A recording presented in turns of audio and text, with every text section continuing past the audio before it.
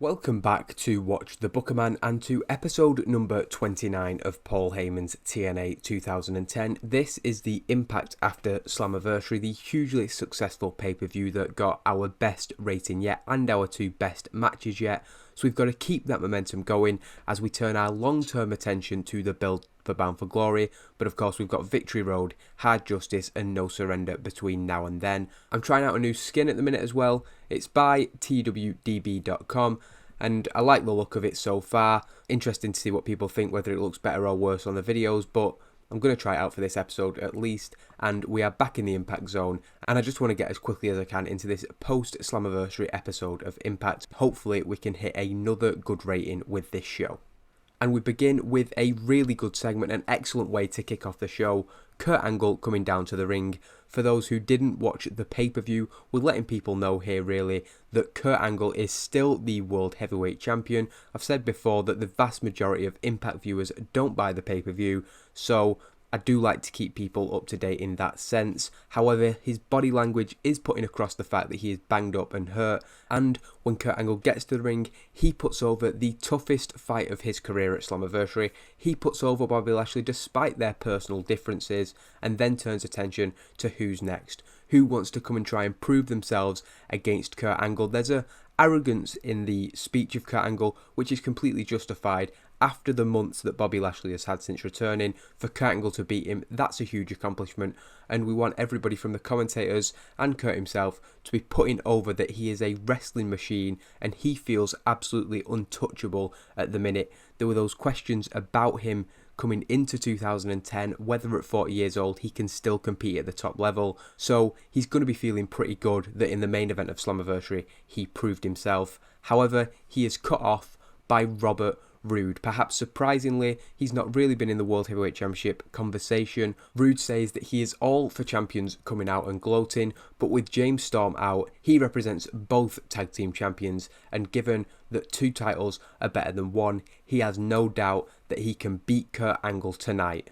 This comment brings out Jay Lethal. Jay Lethal says that he knows about having two titles and raises both the X Division and the Global Championships. With Roode coming out and Lethal coming out, we're again, without showing footage or stills or clips, we are letting people know what happened at the pay-per-view with all three male champions in the ring.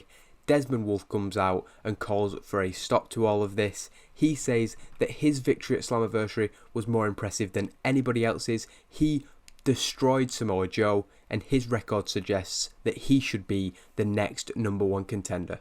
Joe comes out next. He's contesting this, but Paul Heyman follows him. Before Joe can really say anything, Heyman realises we're getting this conveyor of wrestlers coming out. It's a type of segment that I'm not the biggest fan of it, where you have one guy speak, next music hits, one guy speaks, next music hits, but I think it's the first time I've done a segment of this nature, and with it being post-Slammiversary, I just wanted to do a segment that set out the lay of the land. But Heyman isn't having this. He brings up the win-loss records on screen of all the wrestlers since he joined TNA, and I did actually look through this, and it quite fittingly worked for the direction that I wanted to go, because Paul Heyman announced a number one contendership tournament to the World Heavyweight Championship. The winner of an 8-man tournament will face Kurt Angle at Victory Road, and while I'll put on the screen the win-loss records, certain people aren't eligible because they're either not here tonight or for other reasons. But the top 8 that were eligible were pretty much what I had in mind anyway. We advance 2 storylines with that segment, and Paul Heyman also announces tonight's main event. Kurt Angle, Jay Lethal and Samoa Joe will team up to face Robert Roode, Desmond Wolfe and their partner, a man who returned at Slammiversary and who has a bone to pick with Jay Lethal, the Monster Abyss. So plenty of green notes for an excellent start to the show. Kurt a real star, a lot of good improvising, even Jay Lethal, who underwhelmed, improvised well.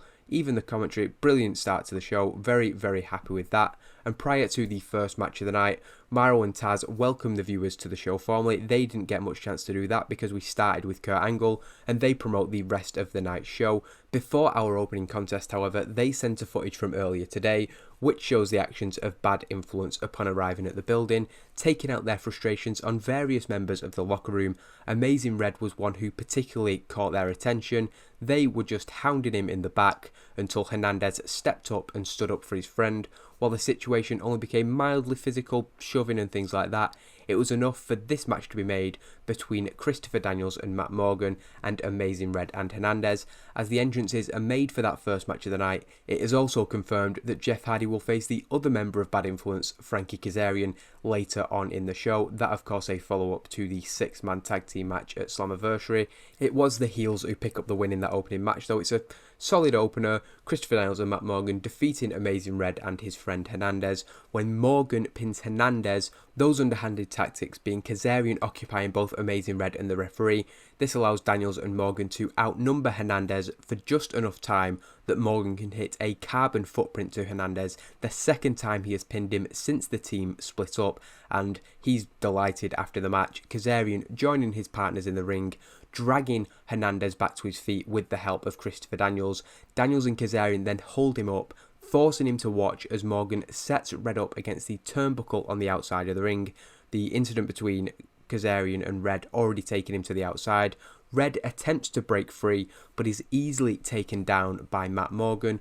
Morgan then hits the brutal carbon footprint, driving the skull of Amazing Red into the turnbuckle. Hernandez is so furious that he manages to break free, but it's too little too late. While he'll of course want revenge on Bad Influence, his first instinct is to check on his friend Amazing Red, calling for help from the back. He's so angry as the unconscious Amazing Red is stretchered out of the impact zone.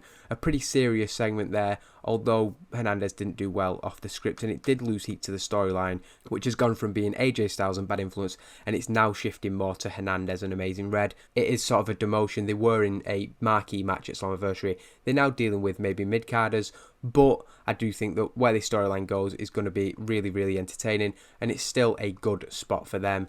Sending over to Mike Tenay, he's in a studio-like setting, and the Professor is giving a post-pay-per-view update. This might be something that I do every month, I'm not quite decided yet, and he covers all the major developments coming out of Slammiversary. It's again a way of recapping the pay-per-view without showing footage or recap packages. He leads with AJ Styles not being at the building tonight, saying that despite being on the victorious side at Slammiversary, before the pay-per-view he'd asked for time off due to personal reasons, and this request was granted early in the week, so he does not have to be here tonight.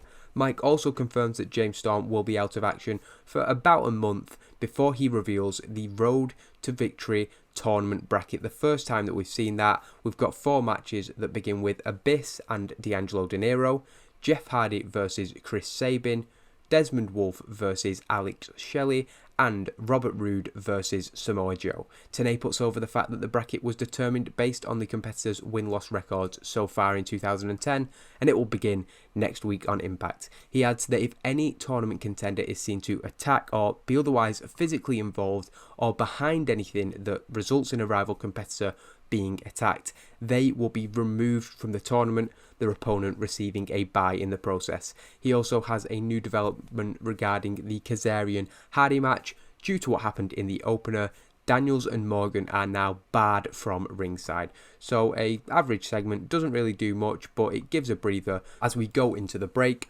Returning, we see Awesome Kong and Hamada stomping through the backstage area. They're looking for Alyssa Flash and Mischief, who defeated them to become the Knockouts Tag Team Champions at Slammiversary. Of course, it's not quite as simple as that. Jimmy Jacobs turned on Kong and Hamada, aligning with Alyssa Flash and Mischief. While they're unable to find the champions or their former manager Jimmy Jacobs, they continue looking. Christy Hem, who I've not used for some reason, but I'm now going to use her as a backstage interviewer. We've got quite a few of them. She looks to get a word with the former champions, but they have nothing to say. An intimidating look from Kong makes that clear, and Hem asks no further questions. Kong and Hamada continuing their search. They are determined to find those two. We then get Sara Del Rey's Impact singles debut, and she destroys Brooke in just over a minute and a half, completely one-sided. It's a cross arm breaker that makes Brooke instantly tap out. A 55 is a solid start for Sara Del Rey in singles action. She's going to be pushed very, very strongly, so she should improve over time. Brooke, of course, is essentially a jobber. Von Erich doing good work at ringside in what is a pretty poor match. But more importantly, after the match, we begin the first proper storyline that Sara Del Rey has found herself in, and she gets straight to the point, calling out Sarita. At Slammiversary, Del Rey was moments away from winning the Knockouts Championship, or steps away, when Sarita hit her with a cutter from the top of the ladder, a move which took both women out of contention. Instead of Sarita, however, Taylor Wilde answers the call, the former partner of Sarita, and she says that Sarita was hurt on Sunday and so also isn't here tonight. If Sarah has something to say, she can tell it to Wilde. Del Rey then gets in Wilde's face, but clearly doesn't think that she's worth her time. Taylor reiterates that if there's a problem, she can tell it to Taylor. Del Rey simply laughs at this and barges Taylor shoulder to shoulder as she leaves the ring and heads up the ramp. Del Rey belittling Taylor Wilde there a little bit and is clearly only interested in the woman who was responsible for her not winning the title at Slammiversary. Of course, you can't really complain at Sarita, but it was essentially a fruitless task for Sarita to do that big spot, both women taking a stump bump at the pay-per-view, only for Madison Rayne to creep in and steal the victory. Returning to what is now seemingly the Hooligans' regular hangout, Jeremy Borash approaches Paul London and Brian Kendrick.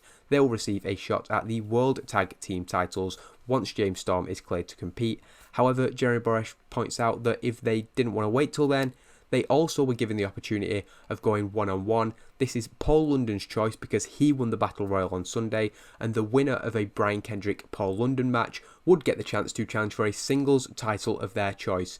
Brian Kendrick credits Paul London on getting them the win and says that they're waiting for beer money, but London isn't so sure. London tells Kendrick that they can rise up the tag team ranks pretty easily in TNA, since they're the best tag team in the company, but single shots, they've always been overlooked. Paul London feels like they deserve the chance to show that they can compete. Paul wonders if one of them challenging Kurt Angle could completely change the perception of these guys in TNA, and he's tempted. Kendrick admits that that sounds like a pretty cool idea, but the two of them haven't made any decision before JB sends back to ringside. Paul London improvising well, starting the Lundrix title shot, which will be whether or not they'll take the World Tag Team title shot and wait for beer money to be cleared to compete, or whether one of them will look to challenge Kurt Angle for the World Heavyweight title. They could pick the X Division title or the Global Championship, but it seems like they've got their sights set on either Kurt Angle or beer money with a solid segment. Back to ringside, talk turns to the promotion of Explosion on Spike, coming this Saturday night, the debut episode. We've already recorded all the stuff for that before this show. I do the B show before the A show just because I find that easier. Mauro and Taz introduce the graphics that confirm several matches that will take place on the night, with Kazuchika Okada facing Roderick Strong in the very first match of the new show. Angelo De Niro, who is victorious at Slammiversary, will lead Shaq Boy and Super Eric against Mr. Anderson, Big Rob Terry and Sean Bashir. They have also received word of a special attraction match being made for that big debut show. On Explosion, Awesome Kong will get her first chance of revenge on the New Age as she goes one-on-one with Jimmy Jacobs. Taz puts over the wild stuff that's going to go down on Explosion. He's saying that it's going to be the most unpredictable wrestling show on television, and he knows that this Saturday is going to be a can't miss episode. Not doing well for the Anderson Pope storyline, and they will only be featured on Explosion this week. In terms of impact, I've given it a week off. It will come back into prominence. They will be having another match down the line, but this week they are the draw of Explosion. They're the two big stars who are going down, and in these first few weeks I will try and at least have one big name on the show because we do want people to watch that. Cutting to the back, we see that just like everybody else, Paul Heyman and Mick Foley were in the office watching the promotion of Explosion. Paul tells Mick that he'd promised they'd talk, and he has a proposition for Foley. He knows that Mick has a great mind for the business. He thinks like nobody else, and that's why he's offering him the chance to become the commissioner of Explosion. The style that they want to go for that show is perfect for Mick Foley. From Mick's reaction, it's clear that this isn't what he was hoping for when he requested this meeting, but Heyman tries to convince Foley, talking about the time when the hangers-on from the previous generation kicked back against what they were trying to do. Heyman's trying to make this an issue of if Foley's not willing to get on board with a vision, it's because he's an old timer who isn't willing to let the youngsters have a go. Heyman says that there was a time when they were the young cutting edge visionaries and they were castigated and they were sidelined, but now they're in that position and it's time to give back. Mick says he gets that, but he doesn't want to be relegated to sitting behind a desk making decisions again. He says that for some people that's great, but he wants to be in the trenches and contributing to the show in front of the live crowd. Paul says that the offer is on the table, and he thought that Mick Foley was on board with this vision, but maybe not. Eventually, the two agree for Foley to go to Explosion this Saturday to give him a week to make his decision, see what he thinks of the show, and he wants Foley back here next week with a final decision on whether he will be the commissioner of Explosion. The third match of the night and the end of the first hour sees Jeff Hardy defeat Frankie Kazarian. A very strong match there, Jeff Hardy performing particularly well. It was a high spots match, all out, so definitely suitable to these two guys, and a twist of fate followed by a swanton bomb is enough for Jeff Hardy to pick up the victory and pretty much ends their involvement. Jeff Hardy's in the tournament next week, moving away from Bad Influence, and as he stands tall in the ring, we are told that he will compete in that tournament, the winner facing Kurt Angle for the World Heavyweight Championship at Victory Road. As he celebrates in the ring and his match with Chris Sabin is promoted, Mauro and Taz hear of an incident going down in the back. We have to go to a break, but when we return for the second hour of Impact, the cameras will be on the scene finding out what's going on there. And we see the aforementioned incident is a brawl in the back between Desmond Wolfe and Samoa Joe. Clearly their issues not settled at Slammiversary, especially considering Wolfe low-blowed Samoa Joe, 2 of the 8 competitors in the Road to Victory tournament. It is key to note, however, that while the fight is ongoing, it's unclear who instigated the interaction. As a result, when Paul Heyman arrives on the scene and the two men are being pulled apart, he can only issue a stern warning. He doesn't know who started this, so he isn't going to kick either of them out of the tournament just yet. However, if there is any other incident of this nature, then one or both of them will be kicked out of the tournament. He doesn't care. He is willing to give buys, losing heat to the storyline, but it is a strong segment as we go into an interview on the top of the stage with Madison Rayne wearing a tiara as she comes out for the first appearance as the Knockouts champion. She speaks with Lauren Brooke and calls herself the Queen of the Mountain, feigning emotion as she speaks about her heroic triumph at Slammiversary. She overcame 4 other competitors in a brutal and physical match to leave as the champion. Brooke asks Rayne about the suggestion that she got lucky at the pay-per-view, but Madison just rolls her eyes. As Madison Rayne continues, Tara comes out to the top of the ramp with a crazed expression on her face. She doesn't look at Rayne or Lauren. Instead, her entire focus is on the Knockouts title. Tara then looks up, telling Rayne that she needs to get that title back, and she's demanding her rematch next week. Madison Rayne is taken back by this and then rejects the challenge. She heads off to join commentary as Tara storms off frustrated, not getting what she wants despite improvising well and advancing the storyline with a segment. It's a decent 58 rating as we go into the 4th match of the night, and Velvet Sky picks up a victory over ODB in 4 minutes and 53 with a surprise cradle. That comes because with Angelina Love and Kiyoshi at ringside, ODB and Kiyoshi teamed as the odd couple pairing in the Tag Team Battle Royal. It seems like since then they have struck up a relationship and Kiyoshi joined ODB at ringside. However, it seems the romance is short-lived as Angelina Love begins to seduce Kiyoshi on the outside, and it's working. He's not a loyal man to ODB, that's for sure. Velvet Sky rolls her up in a decent match, and you can say, I didn't actually put the note in, but ODB kept strong in a way, losing heat to the Queen of the Mountain storyline. I don't even think they should be involved in it anymore. I'll change that for next week. While Velvet Sky is delighted with her victory, the moment is overshadowed as Angelina Love enters the ring and takes the spotlight. She reminds Velvet of what matters and points towards Madison Rayne on commentary. That's why it advanced the storyline, because Madison Rayne was on commentary, so both her and Angelina Love were involved. Love still has her sights set on the title, but it's clear that Velvet is disappointed to be unable to bask in her glory.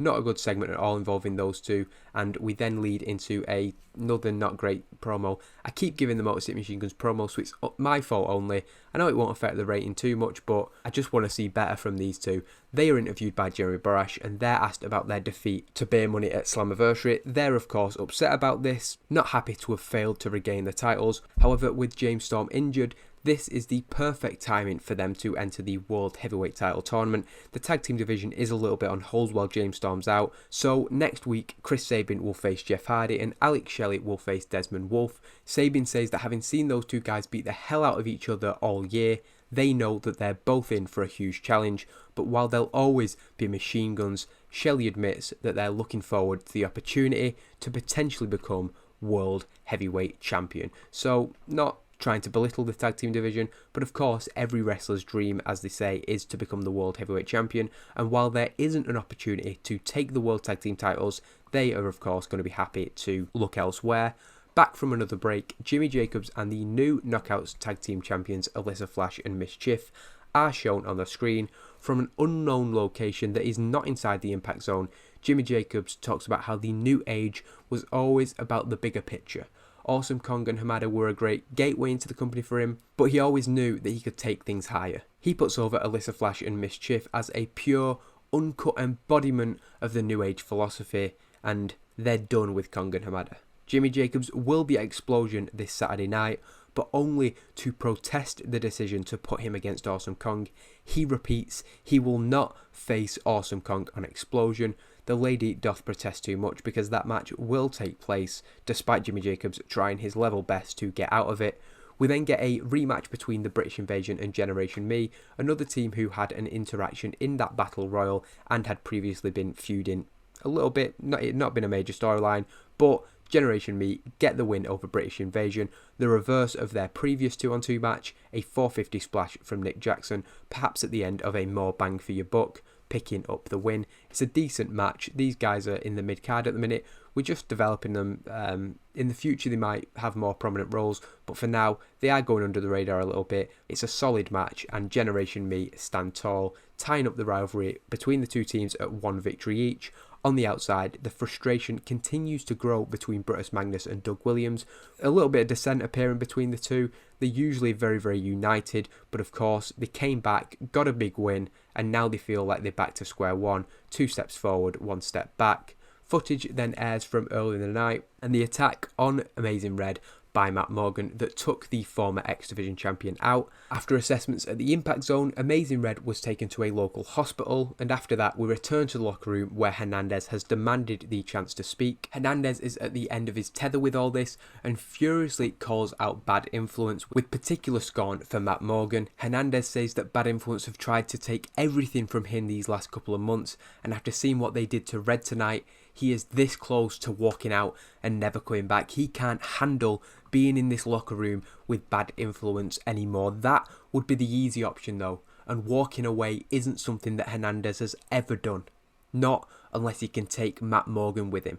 The Blueprint has tried to ruin Supermex's life, but next week Hernandez is calling him out, and one way or another they are going to finally settle this issue. We're putting across here that Hernandez has just been beaten down until he's nearly at breaking point here, and he's so desperate to get his hands on Matt Morgan in a fair way that he is willing to do just about anything, and next week we'll see exactly what that just about anything entails. A big segment coming in that storyline. Elsewhere in the back, we're given a little segment before the main event of ODB shown drinking from her flask, drowning her sorrows about the end of her 5-day relationship with Kiyoshi. Started so well, and tonight it's gone to pot. She's rambling and telling all who will listen that you cannot trust men. They always let you down eventually. The camera pulls back to show nobody in the locker room listening to her, apart from Lacey and Brooke. Lacey Von Erich and Brooke Tessmacher, the two inexperienced knockouts, seem to hang on every word from ODB's mouth as she continues to complain about her situation. That'll develop over the next few weeks also.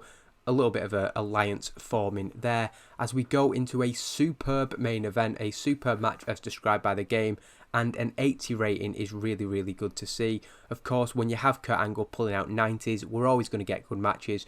Joe also is absolutely brilliant. I've always tried to have him in a prominent position, but I have taken for granted just how good Samoa Joe is. He is consistently putting in excellent performances, and for some reason just seeing that there has sort of made me realise that a little bit more. Kurt Angle, Jay Lethal and Samoa Joe do pick up the victory. The booking of the match sees it become more or less a 2-on-2 as things go on. Abyss and Jay Lethal rekindle their rivalry and brawl away, with Abyss chokeslamming Jay Lethal on the stage, or maybe it's a black hole slam or something, because both men are then out of the equation for the final couple of minutes. Robert Roode then goes at Kurt Angle and clotheslines him over the top rope. It's sort of broken down at this point, which leaves Desmond Wolfe and Samoa Joe in the ring. Turnabout is fair play, because just like at Slammiversary, where Desmond Wolfe low blowed Samoa Joe before hitting a lariat, Joe this time low blows Desmond Wolfe and rolls him up, picking up the victory. It's a less significant victory than, of course, a singles win at Slammiversary, but still, Joe gets a little bit of revenge and he'll be feeling good to have used Wolfe's own trick against him. A low blow and a roll up means that Jay Lethal, Kurt Angle and Samoa Joe win, like I said. This is a good moment, I think, for Jay Lethal as well. I think it'll be his first Impact main event, certainly his first one under Paul Heyman's tenure. Robert Roode also, he is teaming with somebody else, but it's kind of a singles push in a way that he's getting in this month when James Storm is out, and being part of that tournament is a great chance, I think, to show off how good Robert Roode can be. He's only a 68, but again, this can be a month that I think really takes him up to the next level and could give me some things to think about in terms of the Robert Roode-James Storm dynamic going forward. If Robert Roode improves over this next month and is actually leaving James Storm behind, it might cause some tension in the team in the future. And of course, we know how well the Beer Money breakup went in reality. They had such a great storyline with Jay Lethal occupied by Abyss. Kurt Angle returns to the ring, and it's only he and Samoa Joe who have their arm raised in victory, although Jay Lethal also will have that win going into the W column on his win-loss record. After handing the World Heavyweight Championship to Kurt Angle, the referee leaves the two of them alone, and while it's been a while since they squared off, everybody knows the history between Kurt Angle and Samoa Joe. The commentators put that over. It is one of the most storied rivalries in TNA wrestling history. Next week, Samoa Joe is one of the men who will enter the Road to Victory tournament, and the tension between the two makes it clear that that rivalry is very much alive, and he has his eyes on the World Heavyweight Championship. So despite losing at Slammiversary, he still has the opportunity to face Kurt Angle at Victory Road. But before we go off the air, that isn't the end of the show, as Maranello sends to the back with Taz thinking that we're about to follow the ongoing Brock. Yeah, that's not really relevant. The idea was that Abyss and Jay Lethal brawled to the back. I said during the match that it was a choke slam on the stage or a Bracco slam on the stage. It doesn't matter which way really. The point is that we send him to the back to end the show. What we see isn't necessarily what we expect. The TNA cameras are heading into the office of Paul Heyman. There's obviously something going on. There, we see Paul Heyman pinned up against the wall, the hand of Bobby Lashley wrapped around his throat. Lashley hadn't been seen so far tonight, but Paul Heyman is terrified of the man who many consider to be an ally of the man in charge. It seemed like they had a pretty good relationship going into Slammiversary, and Heyman's begging Lashley. Eventually, Bobby Lashley releases his grip of Paul Heyman, who slumps to the ground, cowering in fear, using all his acting ability to put over just how intimidating Bobby Lashley is. Despite that defeat to Kurt Angle, we want to hit right back in terms of building him back up. Some people didn't agree with the decision for him to lose to Kurt Angle at the pay-per-view, but what's done is done, and we do need to build him back up, and I think just the pure fear Paul Heyman shows is a good way to start that. Lashley tells Heyman, "You know what I want." A clear and direct message from Bobby Lashley before he leaves the office, his boss close to tears. A decent way to end the show with Paul Heyman improvising well and rated on Bobby Lashley's menace. A 79, would have liked that to creep into the 80s with how good the main event was, and we did have a decent segment to open the show, but very, very close to getting an 80, which is brilliant. The rating continues to get worse, so I'm just going to ignore that. There's nothing I can really do about that. We did, of course, also book Explosion, which I'll show now. What I'm going to do, I think, for Explosion is I'm going to put a pinned comment in the video with a bit more of an in-depth written recap of Explosion. Therefore, people who are interested in what happens on that show can find a little bit more of the details to that. And if you're not interested in a B show, then you don't have to listen to me go on about it. That's the end of the video. Really happy with the follow-up to Slammiversary getting a 79. And the focus is now on TNA Victory Road. Hopefully people like tournaments, because that is going to be a big part of the build to the World Heavyweight Championship match at that pay-per-view. Since Slammiversary and the last few days, I've really been looking at planning the next few months more than just planning individual shows. So I've got a few matches planned for each pay-per-view. Everything can change. Of course, injuries can be thrown up, like what happened with James Storm. That now means that we don't have a tag team title match at Victory Road. That leaves a space on the card, which will allow another storyline to develop and flourish, and who knows what can come from things like that. Overall, really, really happy with how everything is going, and we'll be back next week with the beginning of the Road to Victory tournament. 4 great matches, and hopefully you'll join me for that. Thanks for watching, and hopefully I'll be back very, very soon.